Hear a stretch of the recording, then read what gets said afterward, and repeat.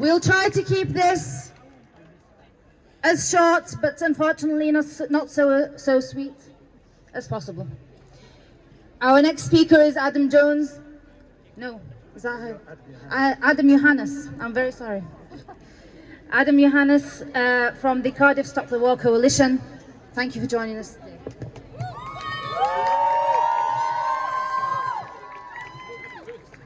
Israel, we've had enough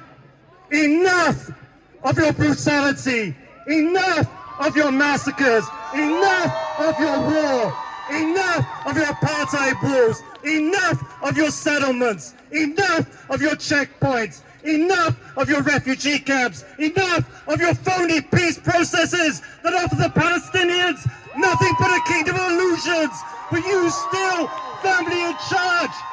Enough of your relentless bombing of children. Enough is enough. On behalf of my organization, Cardiff Stop the War Coalition, I'd like to pledge our continuing and never-ending solidarity with the Palestinian people today, tomorrow, till liberation, till victory, till Jerusalem. I've come here today because there's only one race, and that's the human race. And in the words of Dr. Martin Luther King, an injustice anywhere is a threat to justice everywhere. I've come here today because I want to live in a world where our children one day ask, what was war? What was hunger? What was homelessness? What was poverty? What was a refugee? And we owe it to ourselves and to our children and to future generations to make that world possible. Now, many people have drawn a comparison between the Warsaw Ghetto of the Second World War, when the Jews dug tunnels, fired rockets, chose to die on their feet rather than live on their knees, chose to fight for their freedom by any means necessary, and the Gaza Ghetto of the 21st century, where over 2 million people, half of them children, most of them refugees, are caught like rats in a trap in the biggest open air prison on earth, blockaded by land, by sea, by air. But this great historical comparison, this great analogy was made most powerfully, I think most concretely, by one of my patron saints, Marek Edelman, the last surviving leader of the armed Jewish resistance of the Warsaw Ghetto, who 20 years ago, before he died, entered into a dialogue with the Palestinian resistance. Because for that old resistance fighter, the heir to the Jewish resistance of the Warsaw Ghetto was not the state of Israel, which practices the crime of apartheid, of racism, of occupation. The heir to the Jewish resistance of the Warsaw Ghetto is the Palestinian resistance. These great crimes in Palestine can only take place with the duplicity and the complicity of the Arab regimes. And where are these belly dancing Arab leaders? It's clear that any fight for Palestine must be a fight across the Arab world. And so we call upon the people of Egypt, the heroic people of Egypt, the people of Egypt who camped in Tahrir Square for 18 days to bring down decades of dictatorship. We call upon the people of Egypt, open up the gates of Rafah, open up the door to the prison, lift the siege of Gaza, topple the El-Sisi regime, topple all the Arab regimes. It's the road to a liberated Jerusalem and a liberated Palestine. Runs through Cairo, Amman, Damascus and Beirut, and there can be no solution to the question of Palestine without revolution from one end of the Middle East to the other. Now I just want to say one last thing before I sit down. Already, the name of Gaza is being whispered in the wind, like the Warsaw Ghetto, like Stalingrad, like the Paris Commune of 1871, as a symbol of indomitable human courage and human spirit and defiance in the face of overwhelming odds, and in the streets and alleyways of Gaza, that great slogan of the anti-fascist resistance of the Battle of Madrid in 1936 of the Spanish Civil War is being raised. No pass around, no pass around, no pass around. They shall not pass, they shall not pass, they shall not pass, because Gaza will never surrender to the forces of apartheid. Now, a lot of people, they've been asking me, Adam, what do we do? We see the atrocities on our TV screen. We read about them in the newspapers. We watch them on TikTok and Instagram and social media. What do? Do we support a politician? Do we sign a petition? Do we join an organization? Well, I'll tell you what you do. It's simple. You fight and you fight and you fight and you fight. You shut down the streets. You shut down your workplaces. You shut down your universities. You shut down your schools. You shut down business as usual until not one more bomb is dropped, not one more bullet fired, not one more child slaughtered, not one more family exterminated, not one more age of occupation, not one more day of apartheid, until from every river to every sea, all the oppressed are free. Thank you.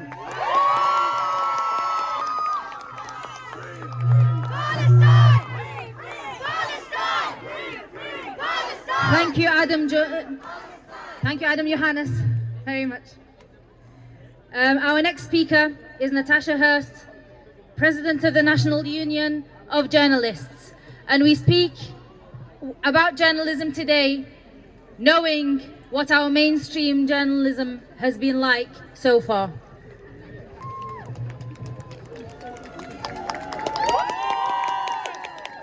Thank you for the opportunity to speak today. I'm not here to defend the editorial lines of any media organisations. I'm here for the same reason as you, because I want to see justice for Palestinian journalists who have been killed in the last few weeks. We know that at least 50 journalists have been killed, several injured, and many others are missing. And without peace for Palestine, that number will keep on increasing. And this is one of the highest death counts of journalists in a year that we've ever known. It includes 4 Israeli and 3 Lebanese journalists, but the majority of those killed are Palestinian. Virtually no foreign journalists were in Gaza when the borders were sealed, which means that it's been on the shoulders of Palestinian journalists to try to cover what is happening in order to bring the truth to the rest of the world. And they are doing that whilst also experiencing the horrors of no food, no water, no electricity, and bombs falling around them.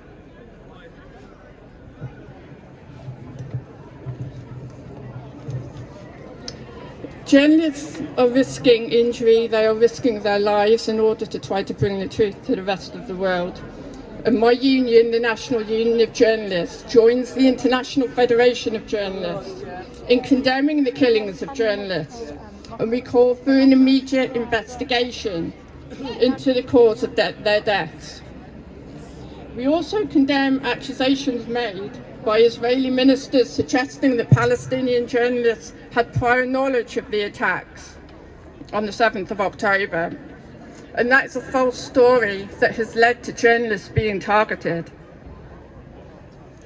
We also call on the Israeli government to commit to the protection of journalists and to abide by international humanitarian law. My union has been fundraising and supporting the work of the International Federation of Journalists to try to get support to Palestinian journalists in Gaza so that they can continue to do the vital work of telling the stories of Palestinian people and bringing that truth to the rest of the world, because it is our responsibility to also bear witness to what is happening and to do something about it.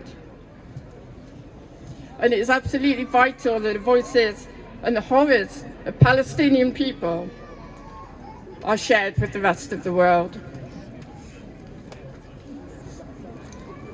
As a union, we support and promote ethical journalism, but press freedom is not being respected or upheld right now.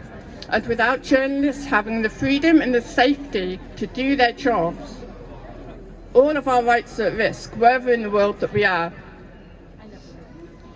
The stories of Palestinian people then risk being swallowed up by propaganda and false news. And that's something that we take really seriously. It's a responsibility on all of us to tackle that. The NUJ calls for a permanent end to the violence in Gaza and for peace and for press freedom to be respected and upheld. And our condolences to everybody who has lost loved ones, to everybody who is in fear of the lives of those who are still in Palestine. Solidarity. When we demonstrate the double standards of the BBC and mainstream media, we do so because they dehumanize us. We are not hostages, we're prisoners somehow. Everyone else is hostage. We are not children somehow, we're under 18, teens under 18. Our teens that are under 18 and our teens who are over 18 deserve the education that has been taken away from them, deserve their childhood that has been taken away from them. And next speaking is my Reid. Right. I'm trying to speak Welsh and I can't. I'm very sorry. Reid Canavan from the National Education Union. Thank you. It's Mairead and it's Irish, not Welsh. But I'm also a teacher, and so I want to talk about the effect that war has on Palestinian children. One of my NEU friends is involved with Hands Up for Palestine, and she teaches English to Palestinian children online at weekends. She's been making regular posts since October the 7th called Tell Them About the Children. I read an article in The Wire this week which captured the effect that the conflict has had on children over the years by talking to Palestinian teachers. One teacher recalled an incident from November 2019. He said, after a 2-week escalation ended and schools resumed, I asked the kids to draw whatever they felt like. Most of the drawings I received were airplanes, rockets, guns, demolished houses, demolished mosques, people dying. That's what the kids felt. Another teacher added, one of the most common problems they encounter is sleeping. The children are afraid of falling asleep due to the sounds of warplanes and bullets, or the fear of the Israeli soldiers pointing their guns above their heads, as one of our students told me. The teacher talked about children who are left with severe physical and psychological problems as a direct consequence of the war and the Israeli occupation.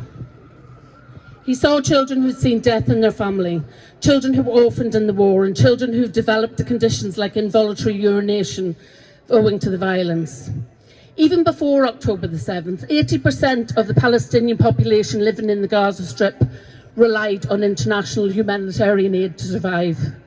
In such circumstances, where resources and opportunities are scarce, generations have borne the brunt of human rights abuses, prolonged armed struggles, and unimplemented resolutions. One teacher said, the wars that we face make children want to grow up soon. Wars instill in them a desire to defend and protect their country and fight this criminal occupation. Many of us who've been involved with Palestine Solidarity Campaign for years are not really surprised by what happened on October the 7th. I mean, what did the world think was going to happen when we stood by and watched Israel imprison 2.2 million people in the Gaza Strip in a space measuring 41 kilometres long and 6 to 12 kilometres wide? Whoa. The news from Gaza are writing children's names on their limbs so that they can be identified when they're murdered, instead of ending up in a mass grave. It makes me want to cry. But my Palestinians told me We thank you for your tears, but tears are not enough. Up to yesterday, the death toll was nearly 15,000, and we need a ceasefire, not a pause. I'm very proud of my union, who've always been strong supporters of Palestine. For many years, we've taken 2 delegations per year of education staff to Palestine to visit refugee camps, talk to local activists, NGOs and trade unions about the occupation. And when we came back, we amplified the voices of our Palestinians by telling of their experience as they asked us to. Nationally, the NOU recently donated 10,000 to Gaza some weeks ago, and I was thrilled recently, last weekend in fact, when our Wales Council donated another 11,000, which surpassed the first donation. Trade unions must keep talking about Palestine by talking in meetings and in rallies like this one. Please lobby your unions to donate and take motions to union meetings to ask for donations too. Palestinians need us. The international community is the only hope they have now. Free Palestine. Thank you very much. Thank you for your words. And in that spirit, it's the unions moving and divesting which will bring this to an end. The way it started in the UK all those decades ago, it will end from the UK and other countries around the world. Please welcome with me Marianne Owens, the chair of the Public and Commercial Services Union. Thank you for joining us today. Thank you, and thank you for inviting me.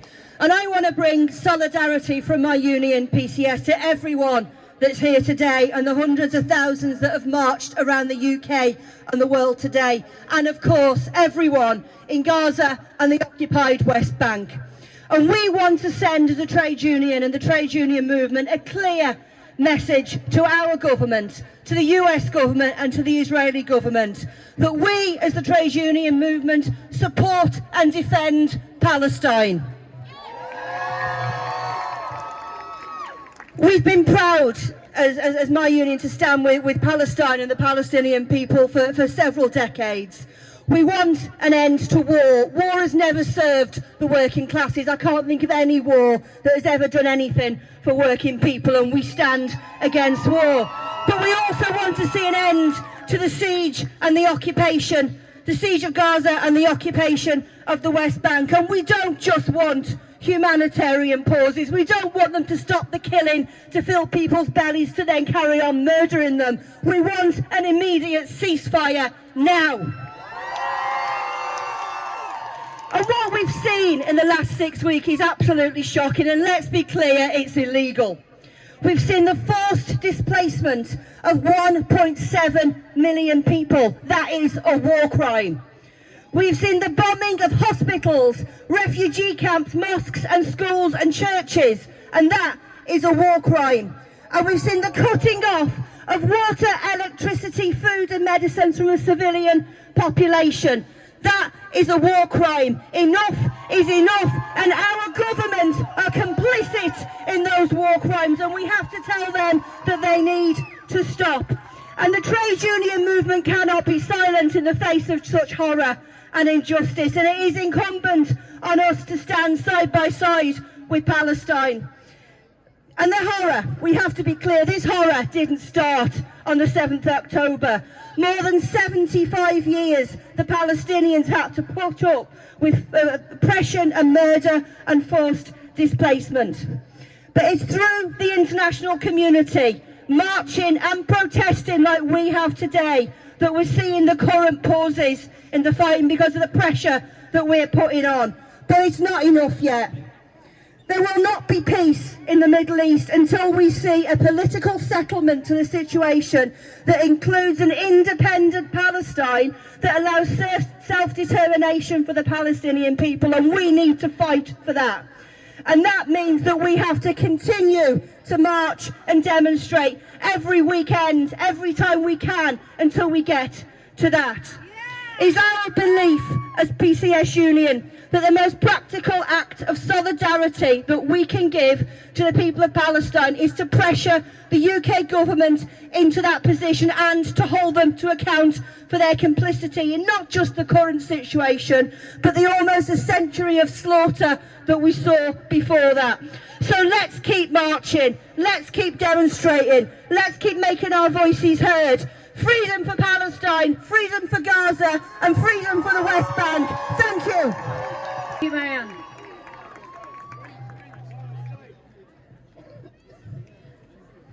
The night is falling and the cold is creeping in. And soon it will be Christmas, but not in Palestine. The Christian Palestinian community has cancelled Christmas. This year, we have seen 3 churches from the oldest churches of Palestine that have been totally demolished. The churches that we defended all our lives, Muslims, Christians, and Jews of Palestine from before the creation of Zionism and before it even existed. They are now no more. And from the birthplace of Jesus, peace be upon him, let us welcome Khalid Ujra.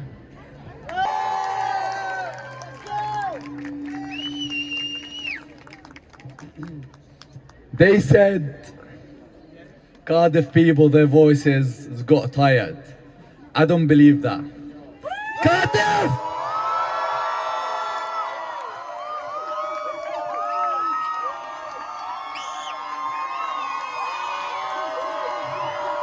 Louder!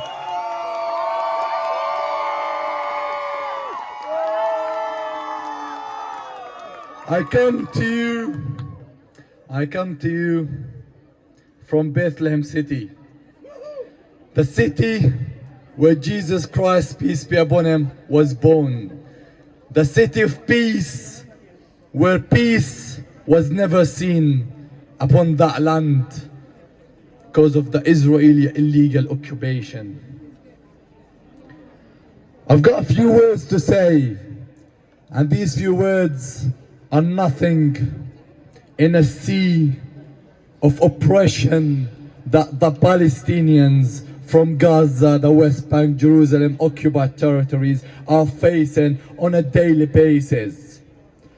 We aren't prisoners, we're hostages.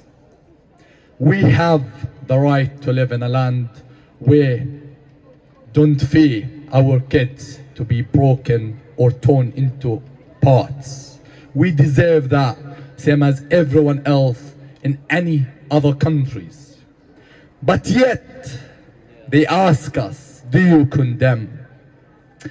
The oppressor asks the oppressed, do you condemn? The rapist asked the victim, do you condemn? We've heard this melody before.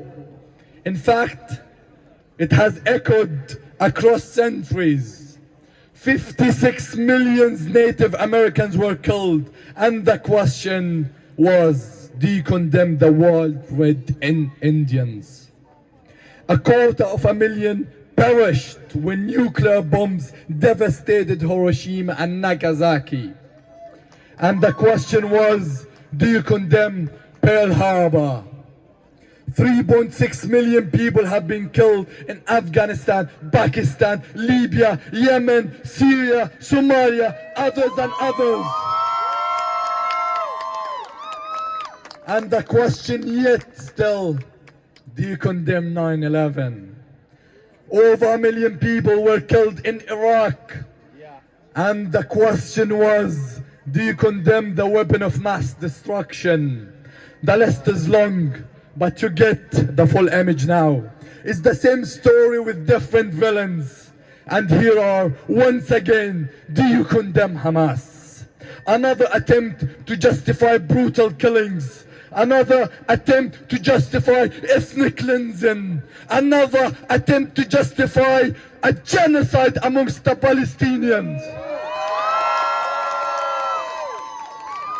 This is not a war between religions, because those who are behind it, they don't believe. This has always been about power and resources. That's the bigger picture. Then a solution from those who created the web is like a bug asking the spider for its freedom, not realizing the purpose of the web. So we are here in Cardiff, Wales, the UK, is standing in solidarity for the Palestinian people, for the people of Gaza. We are here sending a clear message to the UK government, to the whole world government, to the all people around the world. We are for the justice for the Palestinian. We're here for peace.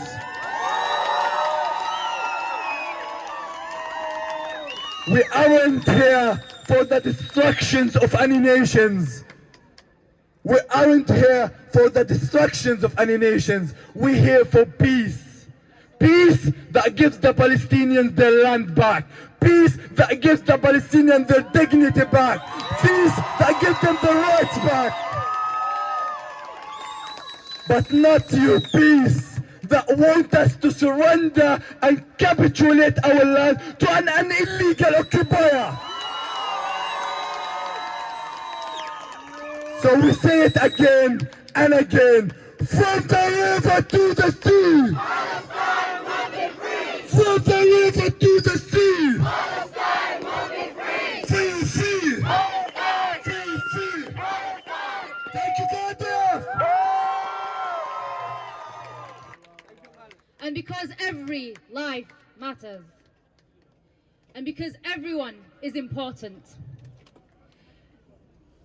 the activist and organizer with BLM Cardiff and Vale, Corbina Devonish, is speaking to us today.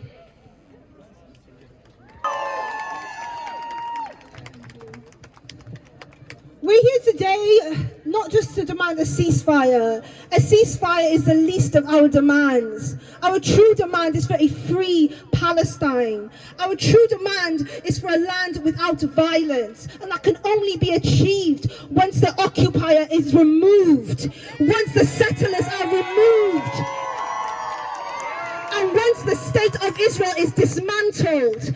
Only then will we see a land free from violence. Only then will we see a land that is free from the genocide that we are seeing today. We shout for a ceasefire, but we want a free Palestine, and that means a Palestine where Palestinians can live on their own land.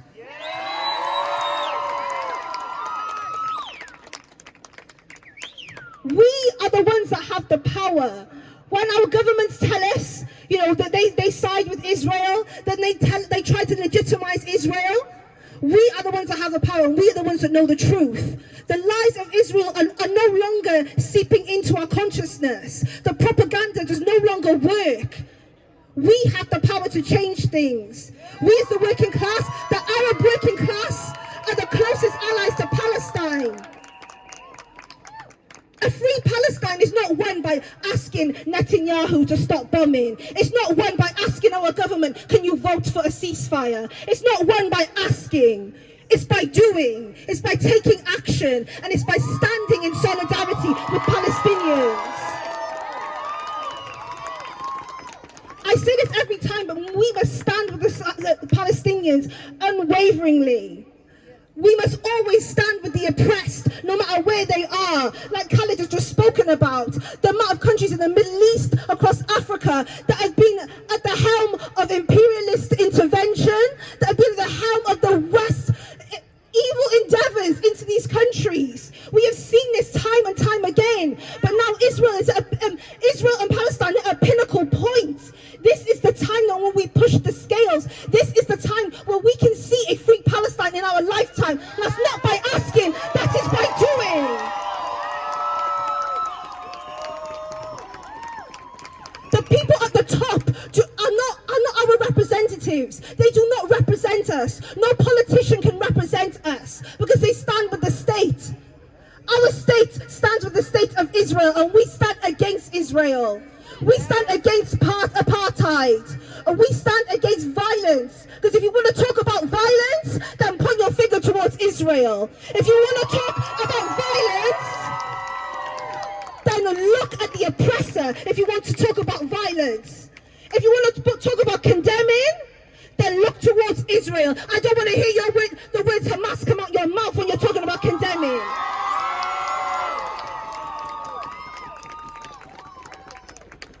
We are at a tipping point where we can change things for the good, not just for Palestine, for the world, because this is not just a fight for Palestine, this is a fight against imperialism everywhere. This is a fight against those at the top who continually tell us what to do and do what they please. This is what we mean when we say we are all Palestinians, we are all live through oppression, but this is the time where we fight for those who cannot fight for themselves. This is the time we fight for those who have lost. This is the time when we fight for those who are still living, are still struggling in Gaza right now. We must continue the fight for them, because we will never, ever let them die. There is only one solution, and that is revolution, and that leads to a free Palestine. Thank you. Thank you, Kobina. Free. And there will be a day that comes soon when we celebrate a free Palestine. And we hope that it won't have as much blood and dead bodies as we've seen in the past few days, month and a half. We hope that there will be a day when we can distribute the sweets that we would like to distribute, to make the knafe that we like to eat and feed the people. When our hostages yesterday were released, Israel prevented us from giving out sweets in celebration of the return of our own children and daughters. How much colonial mindset can you get to that point? But guess what?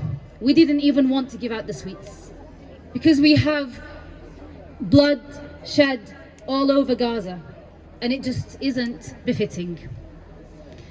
With family in Gaza and family in the West Bank, we have Ala Khundaqji, Secretary General of the Muslim Council of Wales, Deputy Council of Wales. That's not loud enough. Round of applause.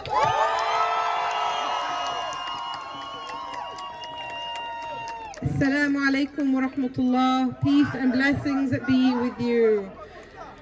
Yes, I am here as a representative from the Muslim Council of Wales, but also as a Palestinian with family in Gaza. And you have had such an amazing selection of speakers already that I'm not going to repeat what they've said. So I'm going to bring something a little bit more personal. I'm going to go back to when, I can't even remember how many days ago, when they first cut off the internet and the connections. And I remember the last post my cousins posted. As the electricity is switched off and the connections are gone, we will die and no one's watching.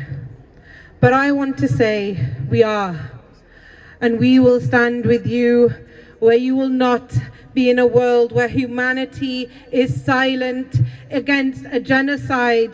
We are here as representatives, as a diverse community of a nation of sanctuary in Wales, here standing and shouting for everyone who's walking past, everyone who's just looking over, everyone who's thinking, oh, that's just a Palestine issue. It's not just a Palestine issue. It is ethnic cleansing. It is a genocide. And everyone who's walking past, everyone who is just looking over for a quick look, there are people.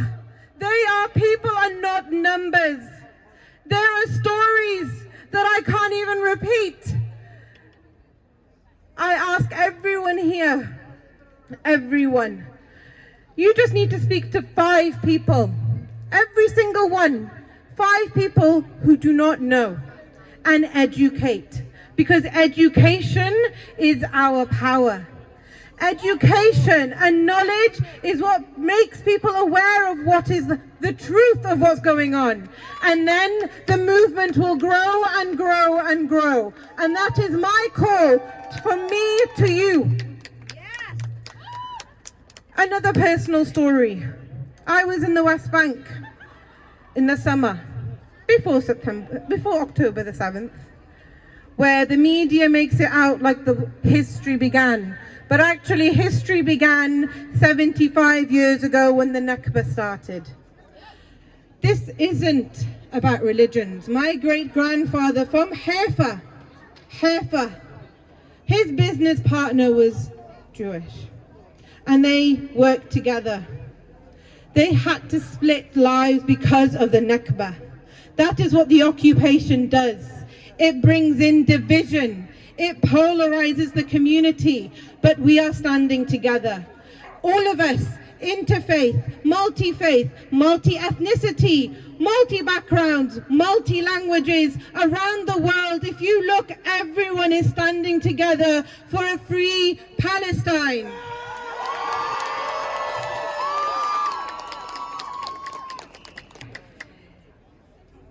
In June, we were driving past a town called Hawara. Hawara is a central town in the West Bank. For you to move, you must cross Hawara. 2 things I noted. A new road is being built. For who? For the settlers, so they don't have to cross through the Palestinian town. That is the first, many signs of an apartheid.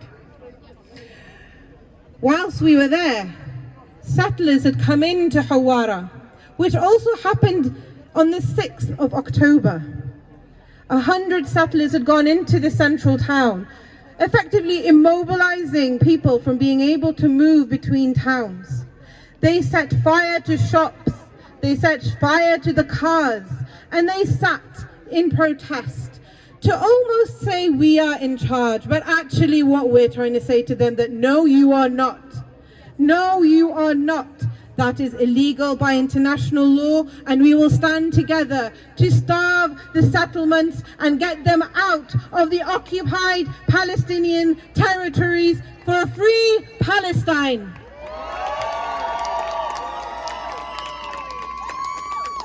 My last point, and we will probably close at this. This is not a sprint. This is not a sprint. And no, we have been sprinting for the past almost 50 days. This is a marathon. This is a marathon that we must continue.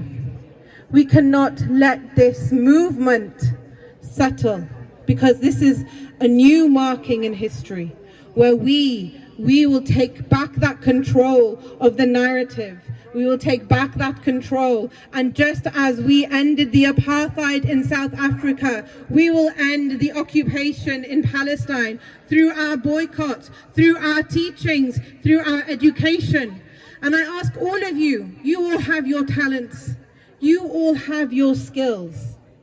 Go back to your talents and show resistance in your art, in your specialty. I had one person tell me that she's a barista and she wants to find resistance with coffee. I thought that was amazing. My friend, who is also a poet, she wrote amazing poems for it, for Palestine. Another has built a website, activiststogether.com, for everyone to be able to see what is going on and how we can support and how we as activists collectively can work together. So all of you, you have your talents, you have your strengths, and in every area we must touch it with the Palestinian resistance for freedom. So that is my last request of all of you, and you can all do it. You all have the power. And on behalf of all the Palestinians, for the diversity and the unity that has brought us all here in our diverse organizations and our diverse backgrounds, thank you. for joining us today. Thank you, Ala. Thank you, Ala. And in closing remarks and following on, if you follow the QR code over here, it will take you to action that you can do today. It's not called Twitter anymore, but to X Puma about its investment in Israeli goods and in settlements. There are multiple things that you could do, emails that you could send to your MPs. Please take action. Whenever you do find people calling for action that you are able to do, encourage the surrounding people that you have around you to engage in that action also. Thank you for coming today. I realize that some people have come despite their parents being ill in hospital, so thank you. Thank you for everyone who has joined us from further afield than Cardiff. Thanks to all of Wales for coming today, and thank you for enduring the long hours. We'll see you again. Free Palestine, end the occupation, and cease fire now.